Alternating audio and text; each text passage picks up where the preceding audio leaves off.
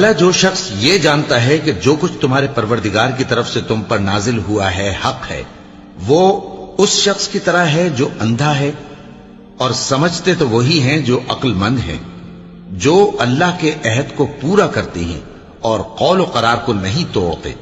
اور جن رشتوں کے جوڑے رکھنے کا اللہ نے حکم دیا ان کو جوڑے رکھتے اور اپنے پروردگار سے ڈرتے رہتے اور برے حساب سے خوف رکھتے ہیں، اور جو اپنے پروردگار کی خوشنودی حاصل کرنے کے لیے مصائب پر صبر کرتے ہیں اور نماز پڑھتے ہیں، اور جو مال ہم نے ان کو دیا ہے اس میں سے پوشیدہ اور ظاہر خرچ کرتے ہیں اور نیکی سے برائی کو دور کرتے ہیں،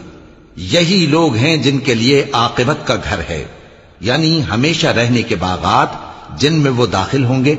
اور ان کے باپ دادوں اور بیویوں اور اولاد میں سے جو نیکوکار ہوں گے وہ بھی بہشت میں جائیں گے، اور فرشتے بہشت کے ہر ایک دروازے سے ان کے پاس آئیں گے اور کہیں گے تم پر سلام ہو، یہ تمہاری ثابت قدمی کا بدلہ ہے،